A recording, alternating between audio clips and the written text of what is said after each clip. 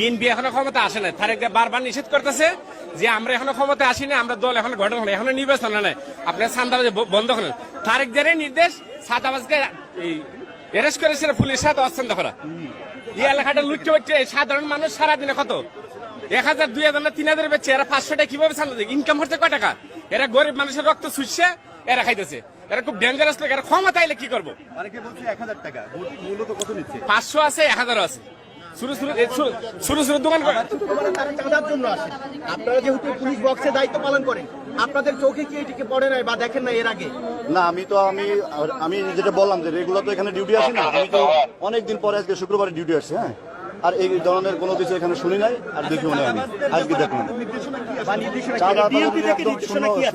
ডিএমপিতে একদম zero tolerance এখানে, চাঁদাবাজির বিরুদ্ধে আমরা কঠোর ইয়েতে আছি। আমরা আমাদের সাদা পোশাকে ডিউটি আছে, আমরা